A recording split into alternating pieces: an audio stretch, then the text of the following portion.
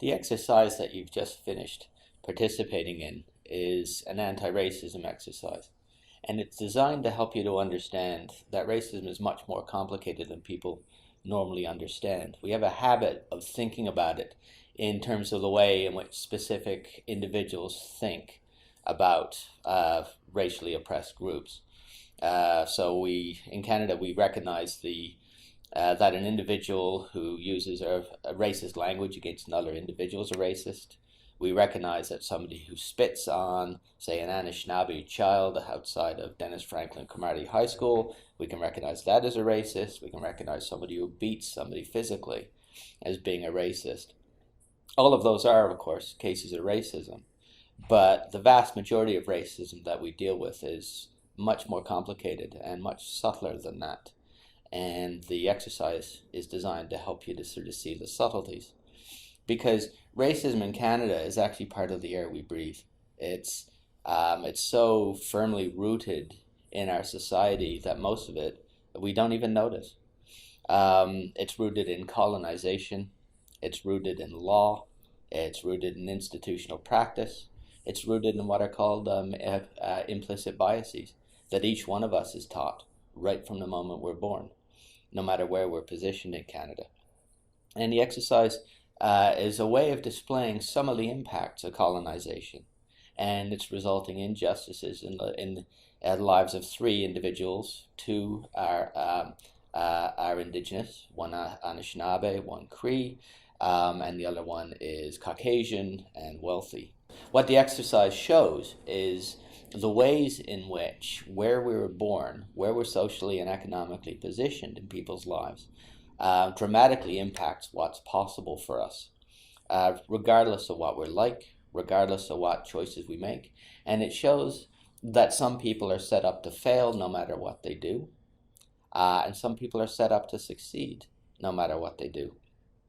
It doesn't show that anybody actually succeeds or fails. If you're super privileged, things can go wrong for you in your life. If you're very if you're very disadvantaged or oppressed, it can rarely, but it can happen that you can sort of rise up above the oppression to a certain extent.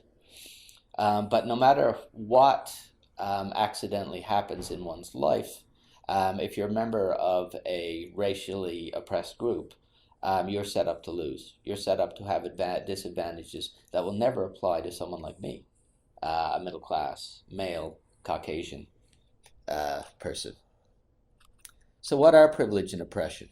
Well, we need to understand that it's about unjust distributions of power. Racism is not first and foremost about do I dislike members of another group or not. In fact, that's not what it's about. Racism is about whether power is assigned to specific ethnic groups by stripping other ethnic groups of their power. And so it's about what's called privilege, where privilege is unearned advantage, and about oppression, where oppression is unearned disadvantages. And so you're oppressed, you're a member of an oppressed group if you get a range of disadvantages just by being oppressed. You're a member of a privileged group if you get advantages regardless of what you're like, just because you belong to that group.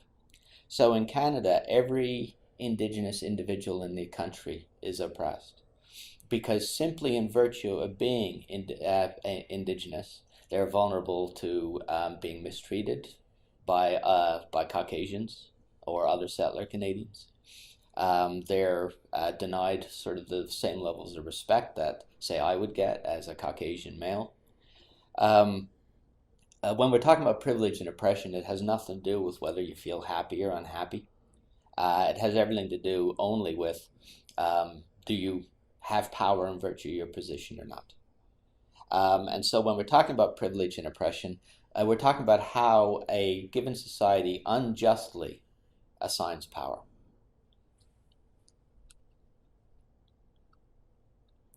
So what's racism then? It's about the unjust distribution of power on grounds of ethnicity. So it's not first and foremost about whether specific individuals like me have racist beliefs. Maybe I do, maybe I don't. But it doesn't matter, actually. for me to be participating in racism. Because even if I'm a really, really fine anti-racist individual, and I'm working hard to try and sort of eliminate racism, the fact is that I get the benefits of a Caucasian or white privileging society, whether I want them or not. And so there are racist individuals, as people popularly imagine them, but most of the problems with racism are not about those, because most Canadians aren't like that. Most Canadians are benefiting from racism in the sense that they enjoy the benefits of property rights law, which was imposed against the will of, say, for this region, the Anishinaawbe, over any cultural, economic, social, or other practices or interests which they have and continue to have, and over against any laws which they have. So, while in any racist society there will always be the people that we popularly imagine as racism, racism does not depend on those people. They're kind of the most extreme expression of it. The rest of us are also racist too, even when we don't want to be. And so, it's important to emphasize here, because this is a popular misconception. There's no such thing as reverse racism. Because racism is about unjust distributions of power, the only people that can be racist are the people who sit in the dominant positions.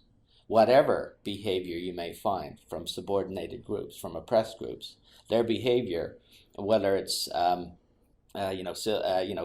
acceptable or not, is not racist.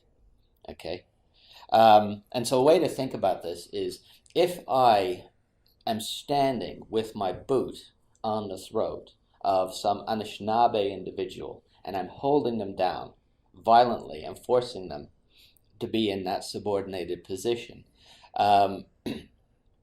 there's nothing that they can do to reverse that situation.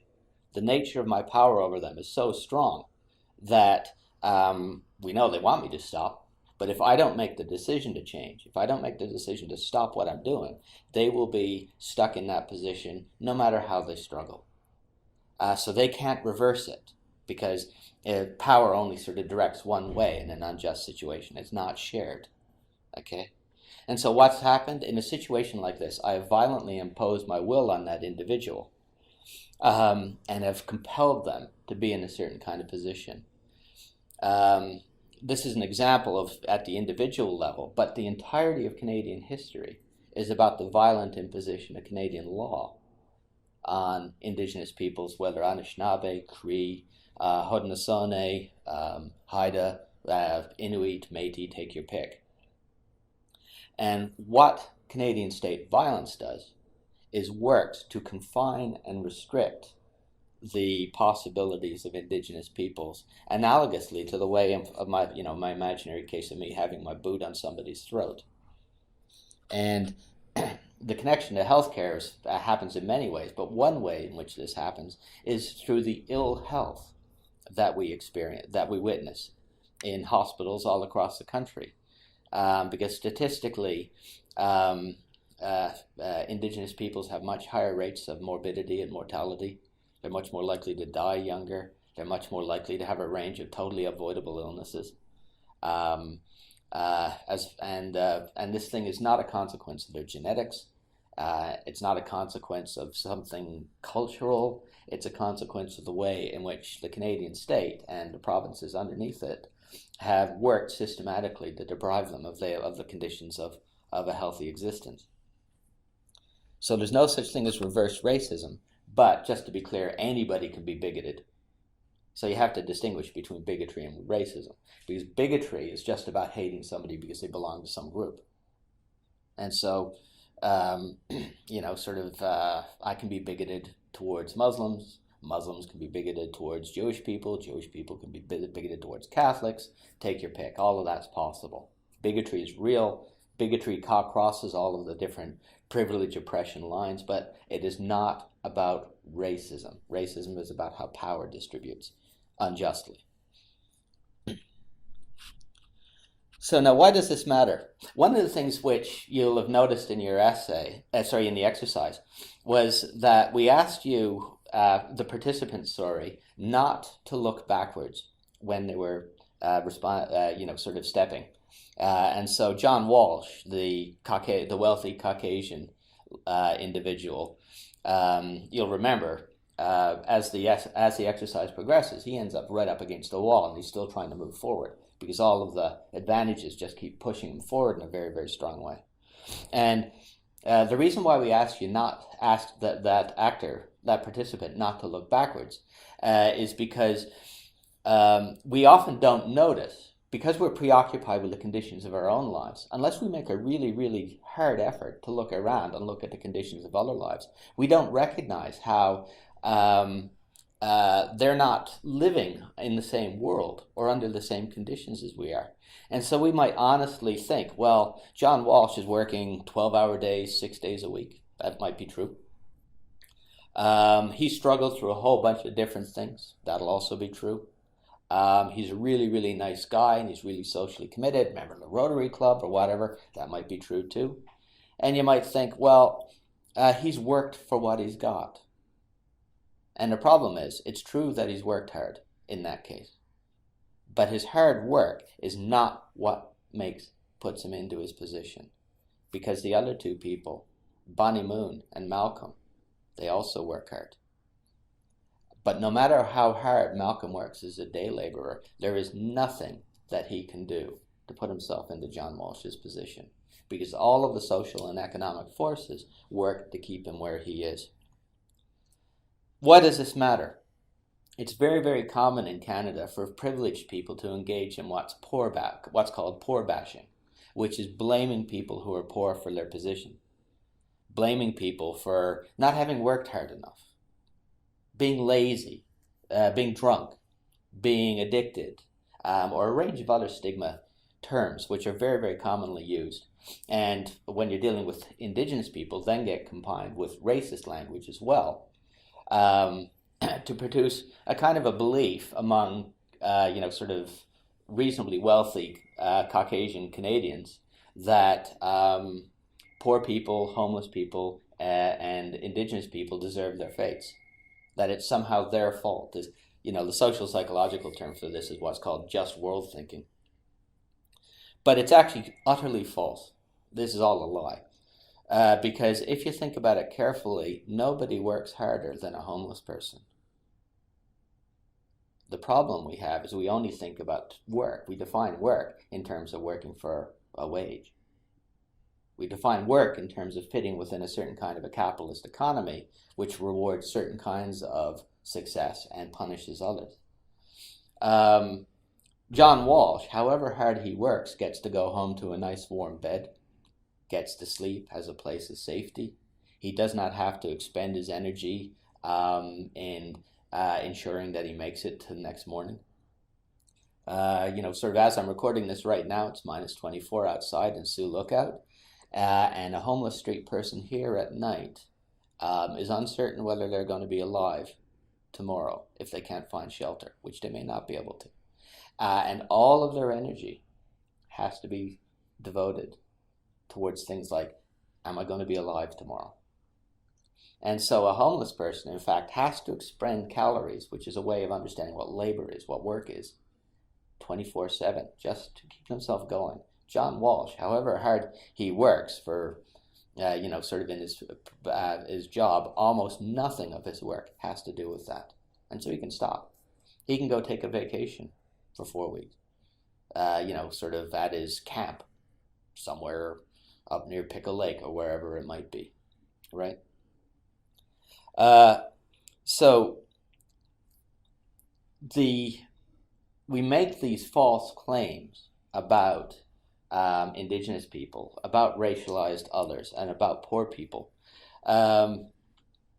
because it helps us to believe that we are in the place that we are legitimately. It's a way of reinforcing the racism itself, even though it's manifestly false, and it takes very little time to sit back and go, yeah, they actually do have to spend a lot of effort just to get through the day.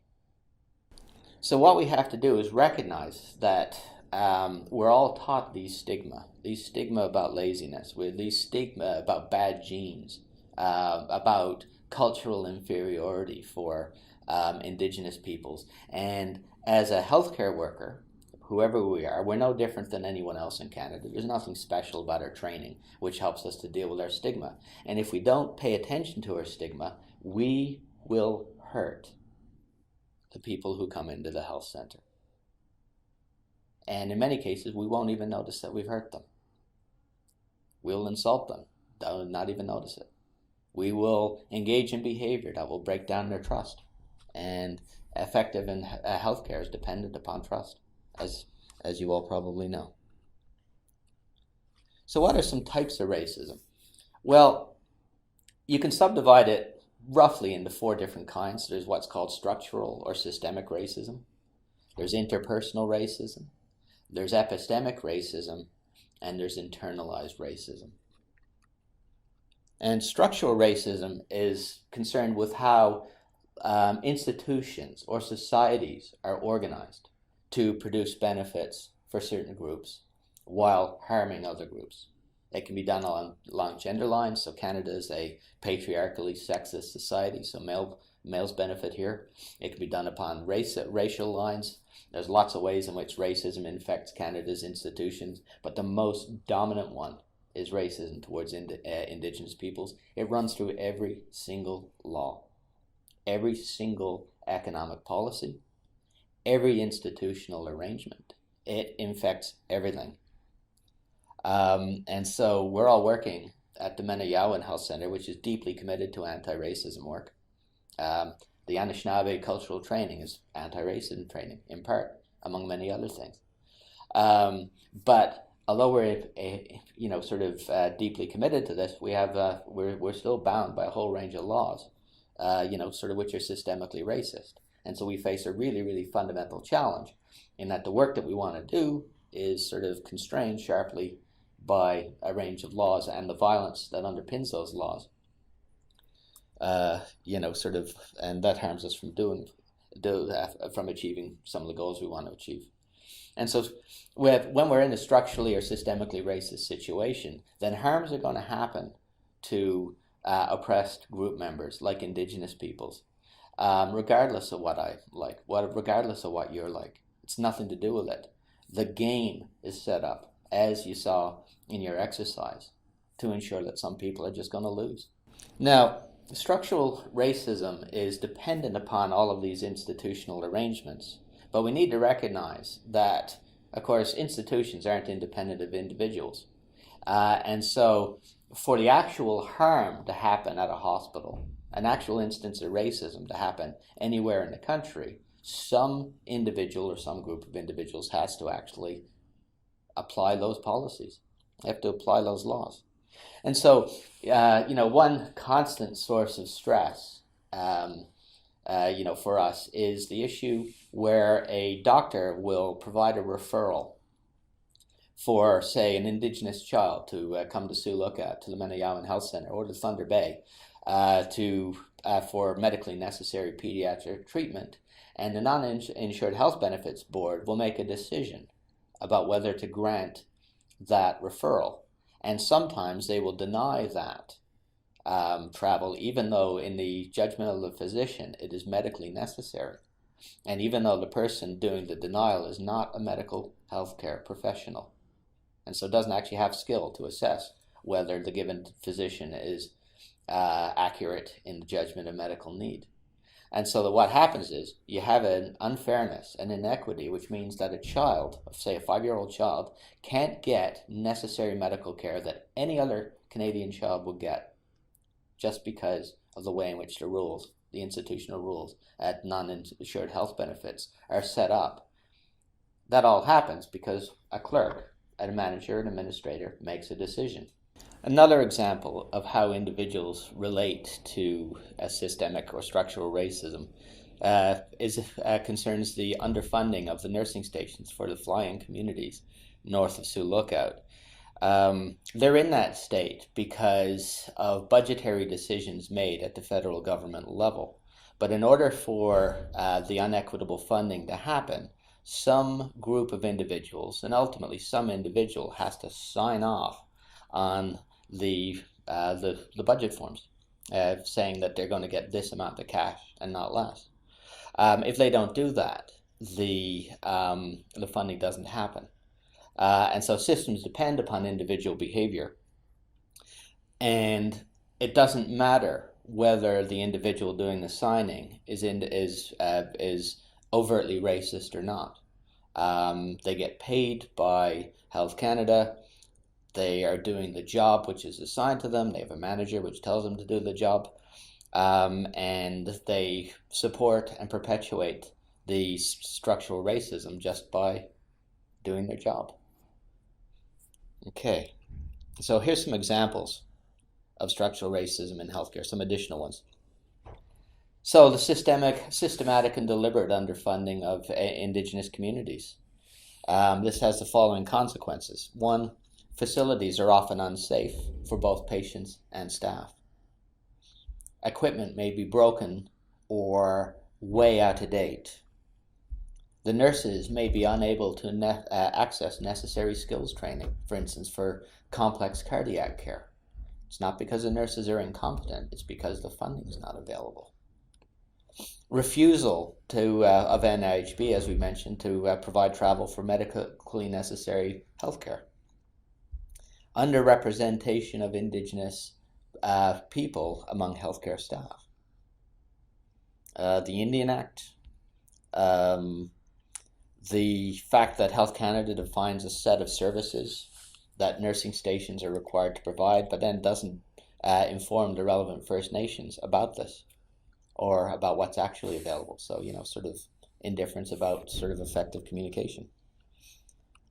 A second form of racism is what we call interpersonal racism, and this is the one that you're all much more likely to be familiar with. And this refers to the negative beliefs that dominant group members have towards marginalized racial groups. So it's a form of bigotry, but it's a form of bigotry which has the function of reinforcing the unjust power relationships, in a social system. In addition to beliefs, it also refers to the harmful acts which specific group members carry out. So examples: insults and derogatory comments, physical, mental, and sexual violence, discrimination in employment, discrimination in housing. For example, a problem in Thunder Bay when some landlords just won't rent to First Nations individuals.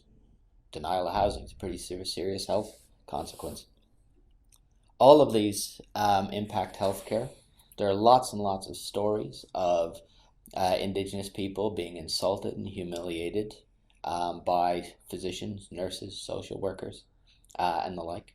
And it has consequences because it means that in many cases they won't come back, even for emergency medical care. And so the consequences for shortening lifespans and for avoidable illnesses, avoidable untreated injuries, are very, very real. And it's something that every one of us is vulnerable to. So we need to be aware of this in ourselves. Third form, which will be unfamiliar to you, is what's called epistemic racism. And this refers to the way in which only certain kinds of knowledges are allowed to count as knowledge.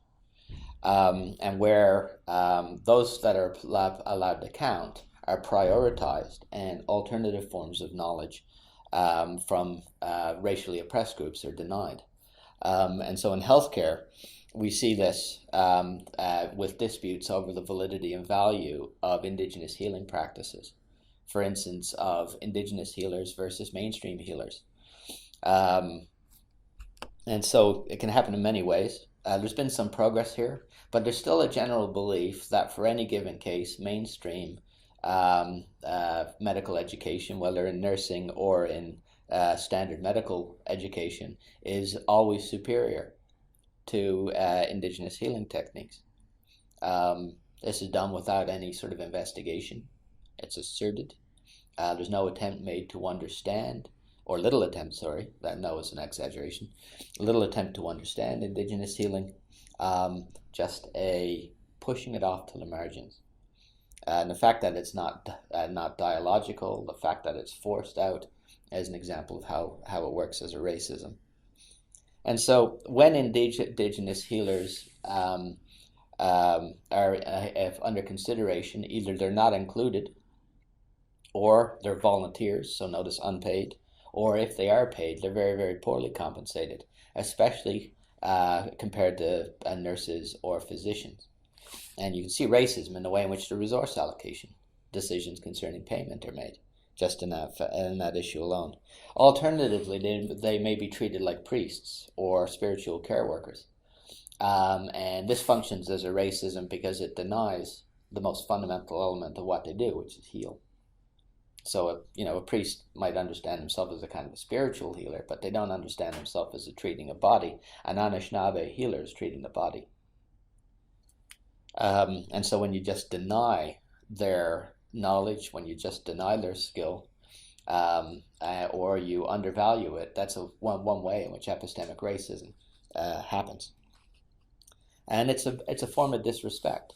And it's based upon a presumption of superiority of mainstream medical knowledge without any investigation, attempt to understand, without any dialogue, or the other things which would normally, sort of be necessary. So the point isn't that mainstream medicine is wrong or false. Nobody says that. It's that it's limited.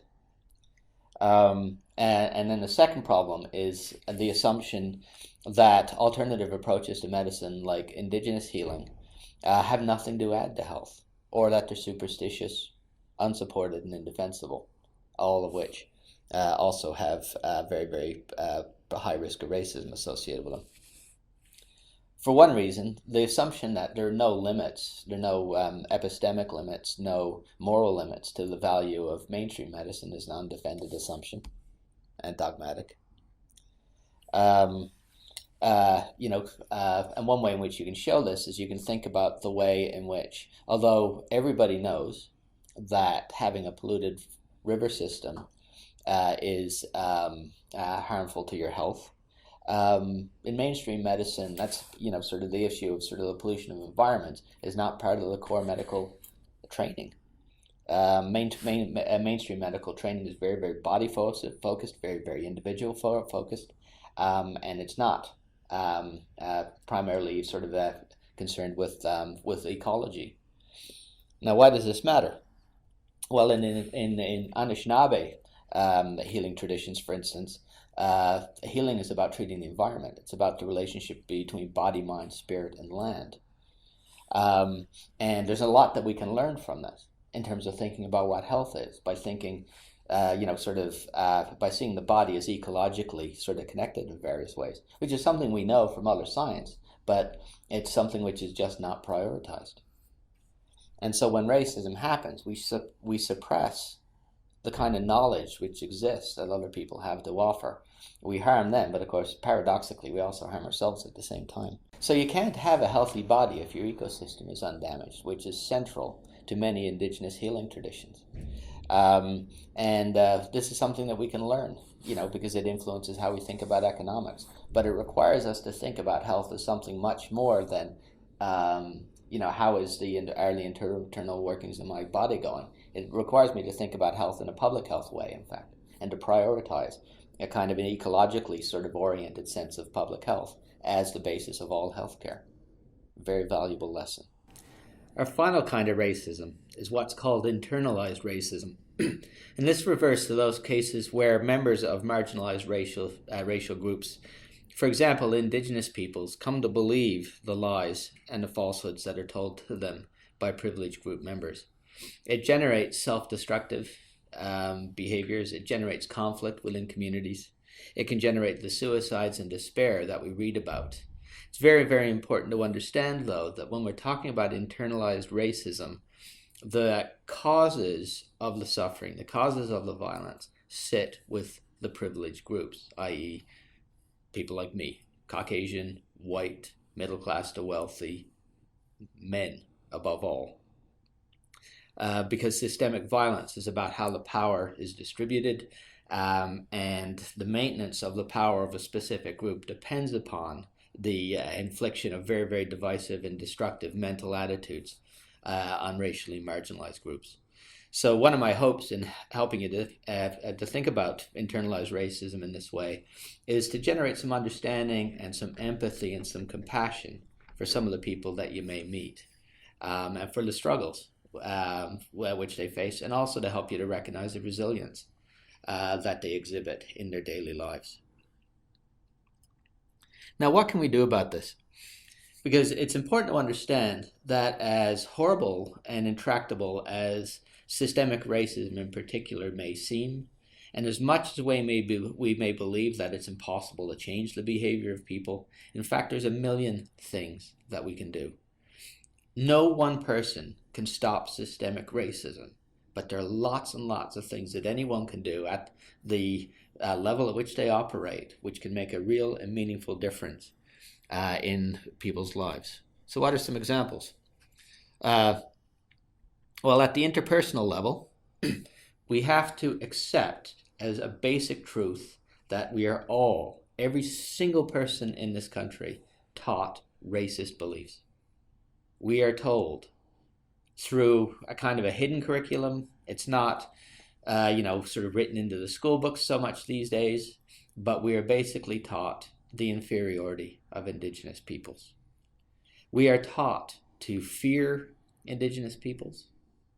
We are taught to despise those among them in particular who are homeless. And one absolutely crucial thing that I have to do and that everyone else has to do is to look at myself. The first rule, know ourselves. Know the way in which my consciousness has been distorted. Know the way in which your consciousness has been distorted by some of the cultural beliefs that you've inherited. How do you identify them? Well, you won't find it hard to find stigma and stereotypes within your own minds. Identify them, work on them, work to eliminate them. Because if we don't do this, we guarantee that we will perpetuate racism. A second thing, what this means is focus on how we each individually are racist and work to change. Work to counteract in ourselves the kind of violent dispositions that we've been taught. Recognize that we really do have them. Don't hide from it. Don't deny it. At the structural level, well, if you think about what laws are, what policies are, what economic practices are, what religious beliefs are, these are the beliefs that are collectively agreed upon by groups and then which get institutionalized into practices which shape personal behavior. And when racist attitudes are involved in these laws, as they always are with Indigenous peoples, they will always inevitably work to ensure that sort of privileged group members do well and Indigenous group members are harmed. So we have to become practiced in looking to see about racial biases, along with gender biases, along with class biases and the like, in the laws that we make, in the institutional policies that we make and then enforce. If we can identify what those biases are, we can then start taking steps to rewrite our policies, rewrite our laws, change how we think about and how we do economic practice, in such a way that we start shifting the biases that currently work against Indigenous peoples towards a more egalitarian, a fairer, and a more just way of organizing our societies. What this means for someone like me is I have to work to reduce and eliminate my advantages. I don't hold them by merit. I hold them just because Canada has evolved in such a way that they just get given to me. The respect I get is more than I'm entitled to. And it means that a Indigenous healer who's every bit as wise or wiser, every bit as smart or smarter, every bit as competent or more competent than I am, is far less likely to get listened to than I am, even though she or he is fully deserving of being heard. Racist dynamics will guarantee that they don't get heard, and so I have to work to try and find ways to ensure that I get heard a little bit less. I get more respect than I deserve, and so does any privileged person, just by the bare fact of being in a position of privilege. What this means is we have to find ways to ensure that indigenous people's voices and other racially marginalized groups' voices are able to have a meaningful say over how policies are made. In the case of homelessness, it would mean ensuring that homeless people get a say over how policing works. There you go.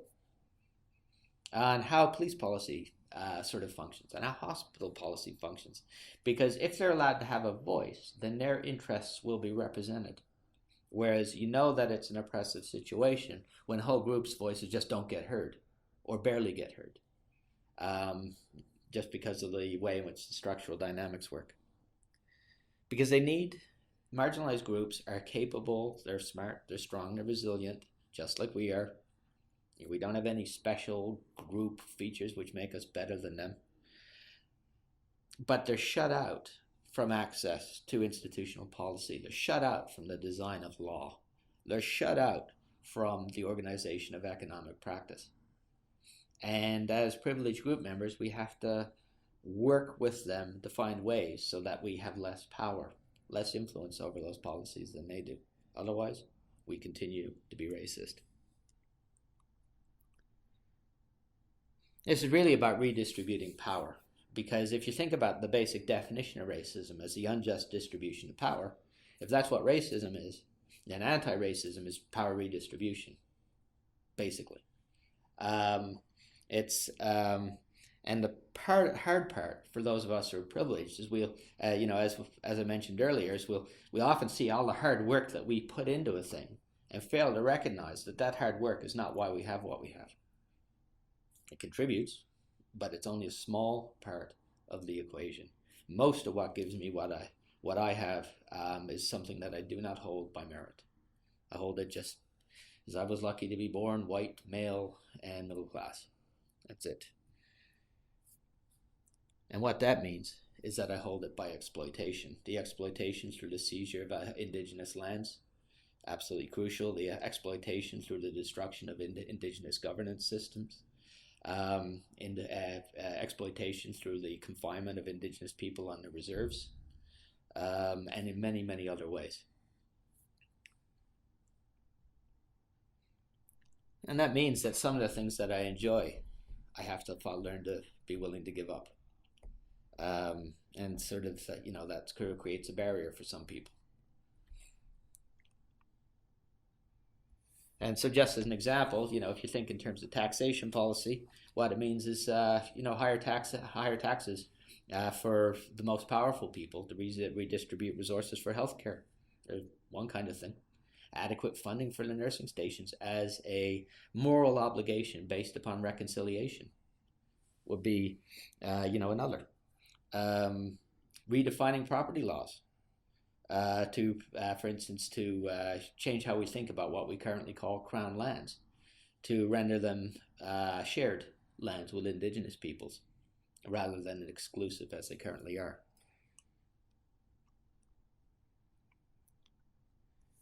If we do these things, we will profoundly contribute to the improvement of indigenous health, because most of the reasons for the increased levels of sickness and death in indigenous communities are the result of what are often called the social determinants of health, which are actually the consequences of racism and colonialism as they impact the lives of indigenous peoples. And so if these redistributions of wealth and power will mean that sort of indigenous people have adequate housing, have adequate sewage, will have a softball field, sort of where the children can play. The kinds of things that sort of most communities in Canada accept by right are denied by, by Canadian law, by Canadian policies, by the way in which the Indian Act works, among other things. And so if we care about healthcare for Indigenous peoples and racially marginalized groups generally, if that's what we care about, then we have to change ourselves. It's not about changing other groups of people. If we're the dominant group of people in an unjust situation of power, we're the cause of their suffering, not them, ever. Whatever, internal conflicts there may be in groups, all of those are related to the group which exercise the dominance over them wrongly. And another thing we can do is advocate for changes to Canadian laws where Indigenous voices or racially marginalized groups get a enhanced say in the shape and look that those laws will take.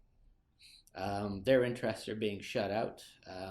There are many steps that we can take to sort of ensure that their voices can be heard.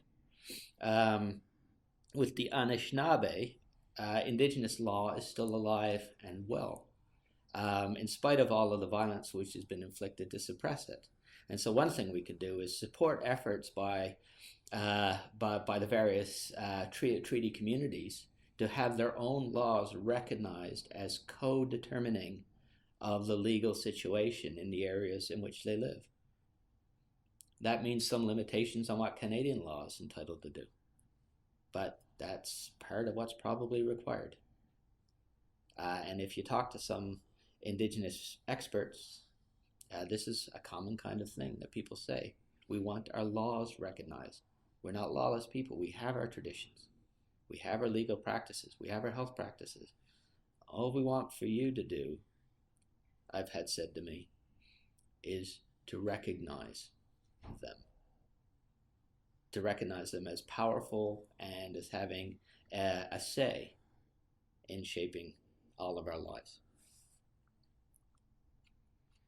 Now, so what are some, just to conclude, here's some useful practical things that anyone can do at any moment in dealing with racism. And this applies to healthcare, but it applies to any environment. The first one is listen respectfully to the experiences of racism when Indigenous people tell them to you. Second, believe them. Don't doubt. Take them seriously. Share the stories with your friends, your peers. Spread the truth. Be a witness. Be a witness to the ways in which racism distorts all of our lives. Mine, yours, but especially those who are harmed by it. The reason we don't notice is we're not hurt by the racism. I'm not. Some of you who are listening will may be part of a racially marginalized group. Of course, the message here will be a little bit different for you, but some racially marginalized groups will benefit from the exploitation of Indigenous people just as much as I do, even though they're racially marginalized in other ways. So we have to share those stories and be a witness to them. 4, accept responsibility for how we participate. Don't deny it. I cannot, if I'm to do anti-racism work, I cannot sort of say this has nothing to do with me. Because as a settler Canadian, as a Caucasian male, it has everything to do with me. I'm a bigger beneficiary than almost anybody in the country, even though I hate it. It doesn't matter that I hate it, I still benefit from it. And so it's particularly incumbent upon me as a member of a dominant group to work to try and change this, as it is for all of us in various ways. If you're part of a racially marginalized group, the task is to undo internalized racism. Undo the messages, the horrible messages that sort of you may have been taught. Don't believe them. Don't believe messages about your own inferiority if you've heard them, which you will have if you're part of a racially marginalized group. 5, work to reconcile. This is a Truth and Reconciliation Commission. Work to reconcile with Indigenous peoples by changing ourselves, changing our economic, political, and legal systems to eliminate these unjust imbalances and to eliminate the systemic injustice and violence that currently governs and dominates in Canada. Thank you.